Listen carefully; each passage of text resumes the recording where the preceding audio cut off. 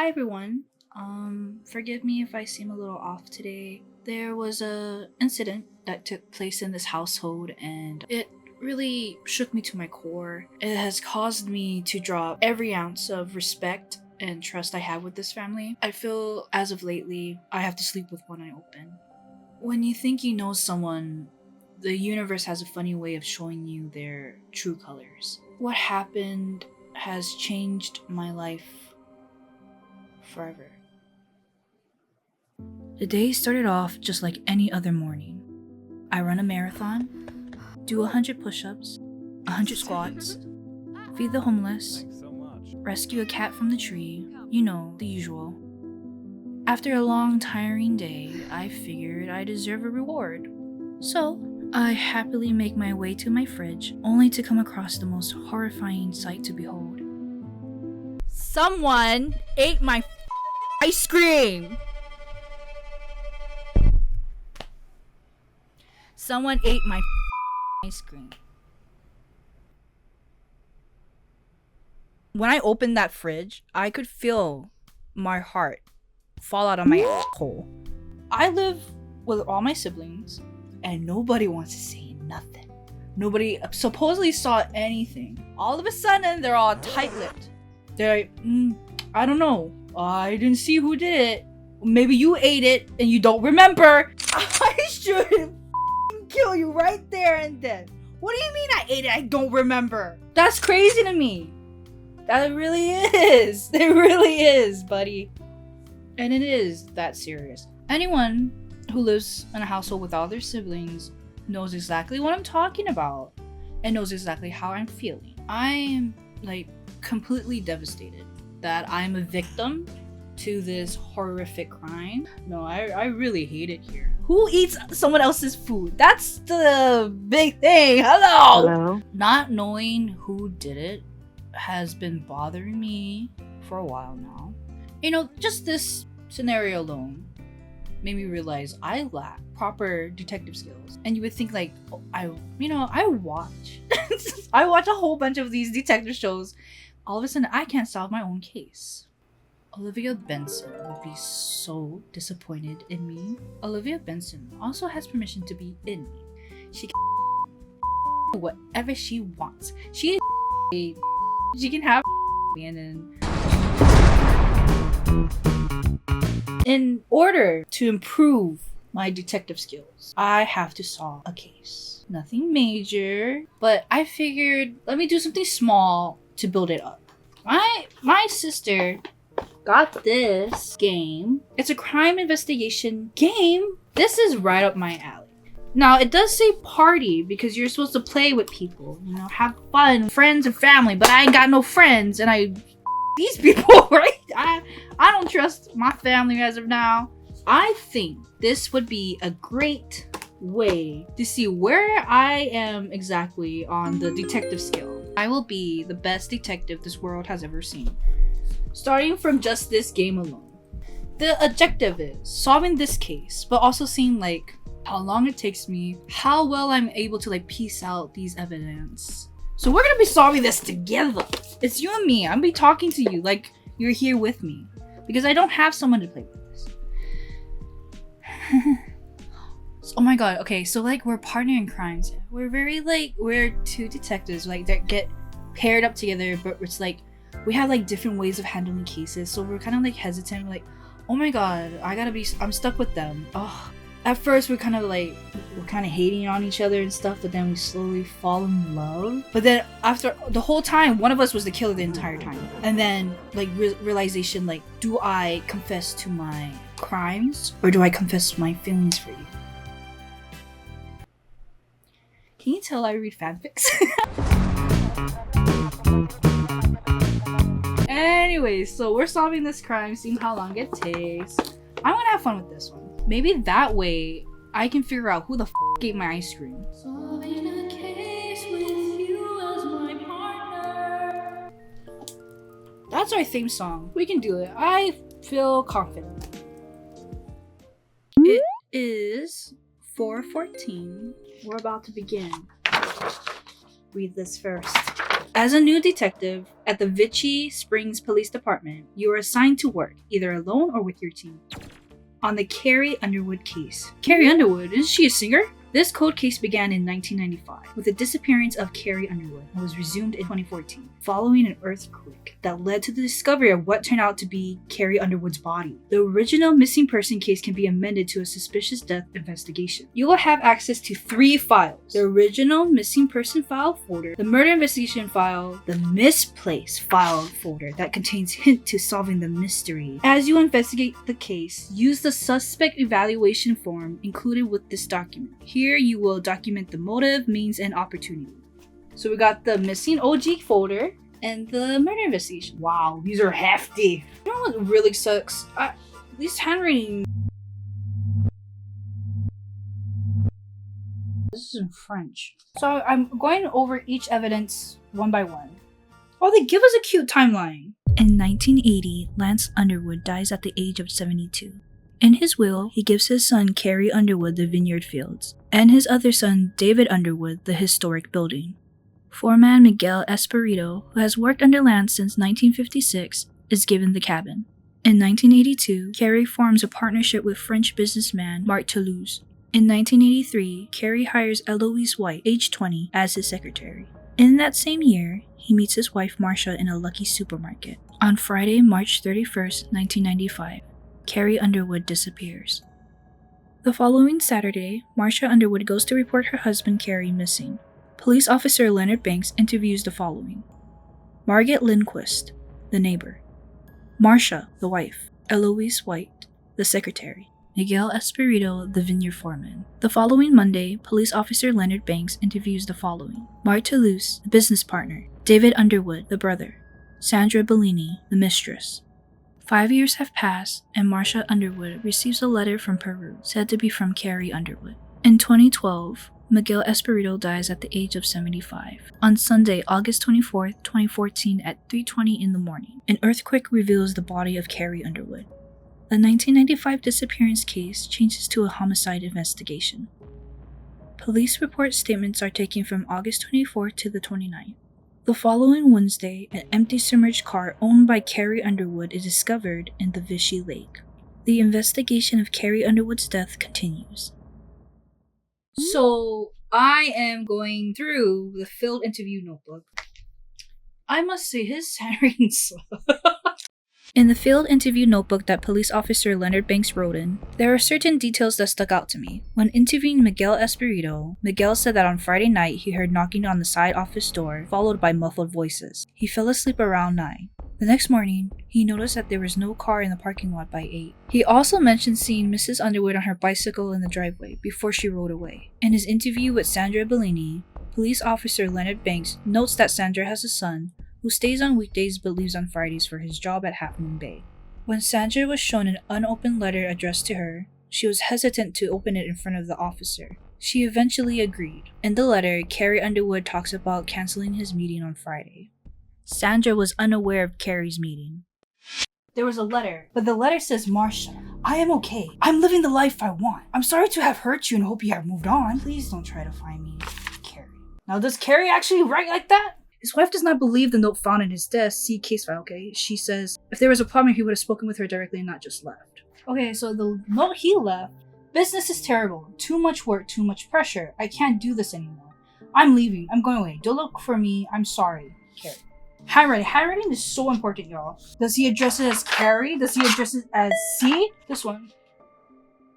It says, let's try it out Friday. If I can get away, make sure there's a lemon in the fridge. C.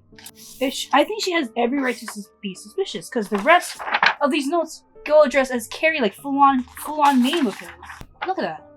Dear Sandy, this sounds. Oh, and it's just dash C. This is him. Dear Sandy, I hope you get this in time. Don't want to call in case Hank picks up the phone. I have a late meeting tomorrow, so I can't make it as planned. We can meet in the gallery next week. We need to be careful. I think Marcia's getting suspicious and figures that he was having an affair. That little. Okay, I don't want to solve this case. Whoever killed him, good on you. She is not a girl's girl. Okay, these are crime scene pictures. Murder weapon? Killed by wine. Broken watch evidence. Underwood hidden entrance. I need the floor plan. He was hit over the head. I hate when they give us times like the 2025. What is that?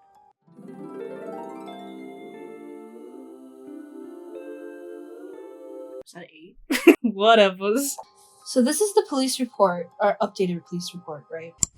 I'm gonna have to pause here because throughout the whole video, I keep talking about these 2 cars and the sound of walking, but I don't clarify it to you, nor do I give you any context. What I didn't mention were the information given from the interview police officer Leonard Banks conducted with the neighbor Margaret Lindquist. Mrs. Lindquist lives across the street from the Underwood Cellars parking lot. On the night that Cary Underwood went missing, she mentioned seeing 2 cars in the parking lot at 8. At 8:30, one car left the parking lot. The other car did not leave until 9 o'clock. Between those times, Mrs. Lindquist mentioned something else that was strange. Somebody walking. She says this was strange because in the summertime, you might get people jogging along the road, but not in March, and not after dark. Hopefully this helps you follow along with what I'm saying throughout the video. Okay, let's continue.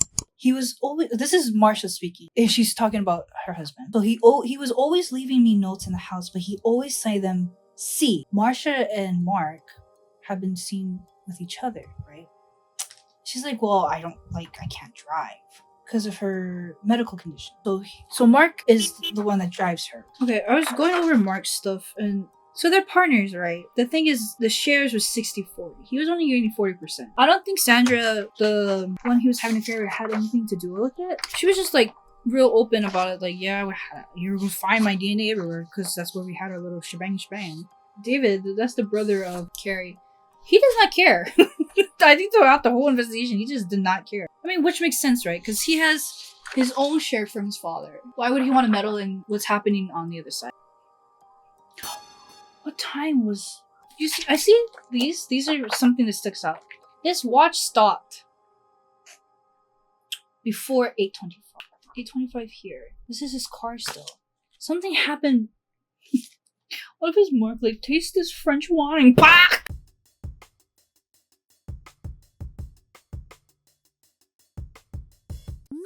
Okay, let's break down what we know. Lateral anterior, left-hand side of the skull indicate the subject was struck with a blow from a heavy object. Now we know the object is... This is the murder weapon, right? I don't think it's the brother. This report that it talked about like a little about him and his background, right? His DUIs and his FBI involvement. But what also struck me was the physical characteristic. He's left-handed. Cary was facing his assailant. You would have to be right-handed to strike somebody on their left side. Preliminary examination of the bottle neck revealed a thumbprint, indicating the bottle had been held around the neck by a right hand. David is left-handed. David, you're free to go. You did not even care about your brother. You're free. Now, remember how Margaret, she talked about how there were 2 cars. And the strangest thing was that she heard walking. Now, who can't drive because of her condition? Marsha. The dry interior of the room allowed the recovery of 3 pairs of footprints. One set was Cary's, one set was a woman's shoe, and the third set was from a size 11 shoe. My suspicions on Marsha. Lady cannot drive. That's the biggest evidence I've got of her. Okay. Is that just what the case is? A woman who's been wrongfully done, so she takes matter into her own hands? If that is the case, I would not arrest her. Okay, remember there's 2 cars. One takes off 30 minutes after, then the second one takes off. So we know that the person drove the car, put it in the lake, came back, took their car, and they drove off. It can't be Marsha then. She can't drive. Okay, what would Mark's motive be? So we mentioned that Mark was only getting 40. I mean, that would make anyone upset. If you're putting in more work than the person, but you're only getting that less than them. Nobody knew about the hidden passageway except for David, because he had on the floor plan. But David's out of the picture because he's left-handed. Was it Sandra? I think she got tired of just being like the secret, the mistress. I think she was just done with it. She has no alibi. Her son leaves on Friday, so there's nobody to like back her up like that. Yeah, she was home alone. Only opportunity. There's 2 cars. They like to meet up late at night. She's the only one that can go into his office, right? That makes sense why they would go downstairs, you know, thinking he's gonna get his dun, dun, dun, She's not left-handed. There's no report that she's left-handed. She grabs a bottle and whacks him. Okay, I'm gonna review it one more time. I think it's Sandra. I may have jumped the gun. Looking back on the note, it was a note that wasn't given to her. So she's waiting for him on that Friday night. I was so late. I'm jumping the gun. Okay, as a detective, that's so dangerous. I can't do that. Within the note that wasn't given to her, she would have been waiting at the house.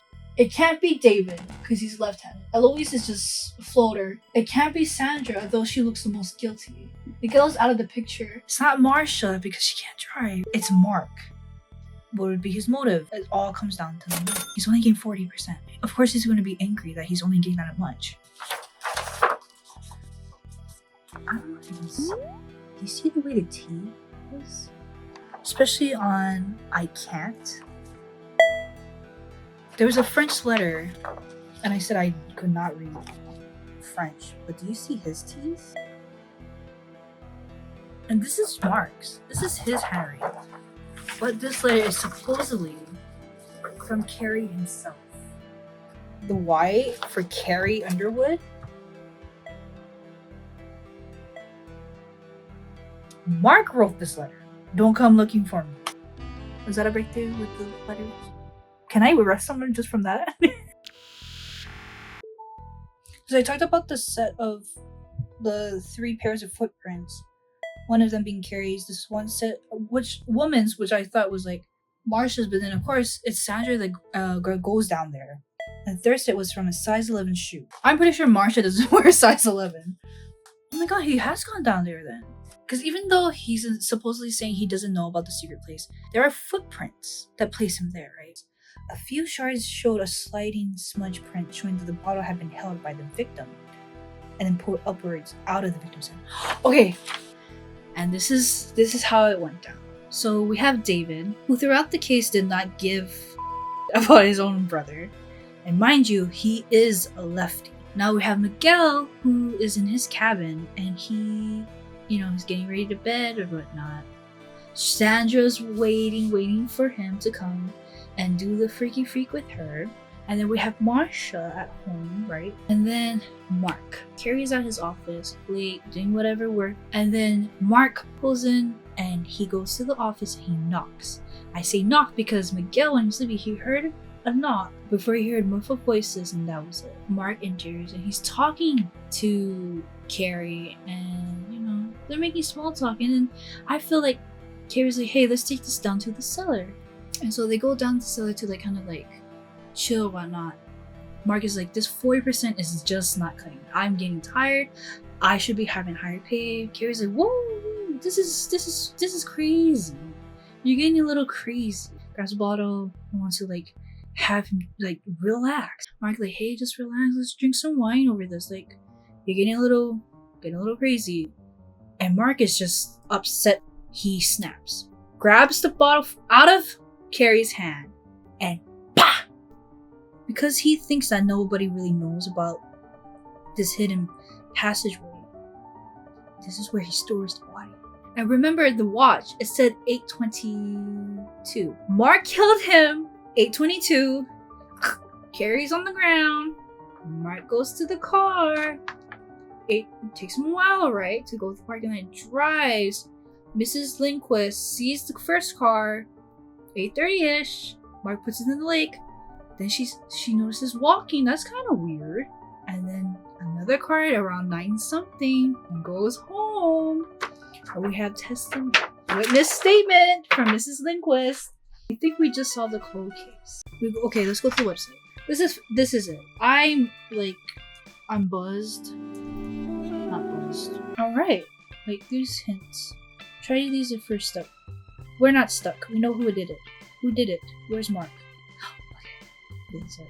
I'm nervous. Okay, I'm gonna click it. His best had the most to gain by Cary's death. Okay. Did you compare the handwriting on the note? Yeah, we did. The third set of shoe prints. Yeah. Mark said he didn't know what possessed him to grab the bottle out of Cary's hand. Told you, see, the victim his fingerprints were smudged and swung it against his partner's head. And that he never meant to kill him. Once he became aware Cary was dead, he realized he could just leave the body there and it would never be found. He wasn't thinking about the mistress of the time. Remember the mistress?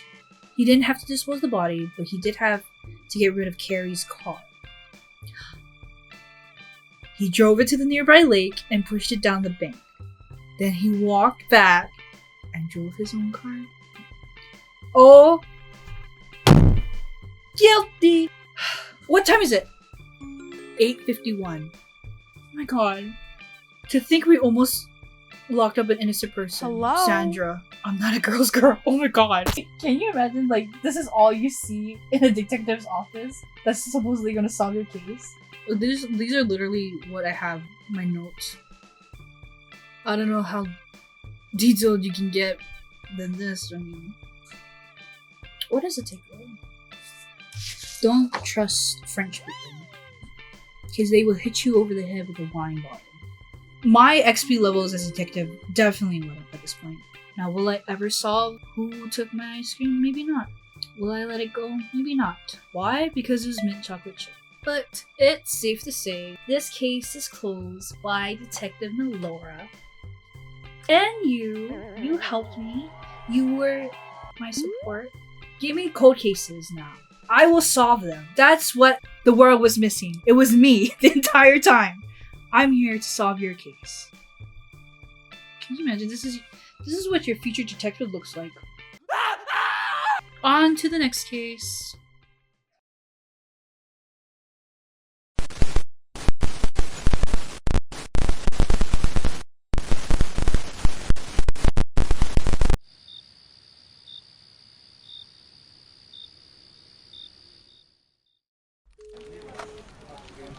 God, she's so annoying. Shh. Go easy on her. The anniversary of her sister's death is today. That's so sad. She can solve all these cases, but she can't even solve her own sister's. Hey, that's me. Well, it's true. How can someone who's been deemed as the great detective not be able to find the person who killed their own sister? I can't imagine what she's going through.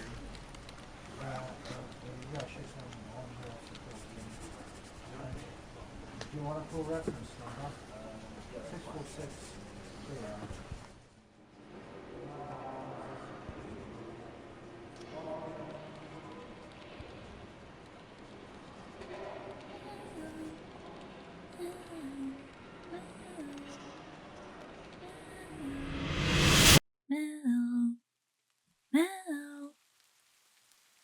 Mel.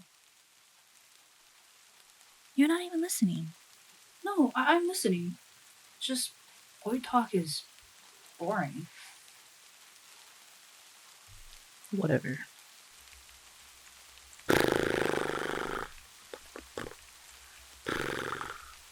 Done yet? Jen, it's only been like 10 minutes. 10 minutes too long. I say we deserve a little treat. How about ice cream? You know, as tempting as that sounds, I really need to cover these chapters. Some of us actually like to study. You suck. What if something bad happens out there? I could die. Well, thank God you took those self-defense classes. You're an ass. I love you too. Mint chocolate chip? Yes, please. Study hard, future detective. Be safe, future fugitive.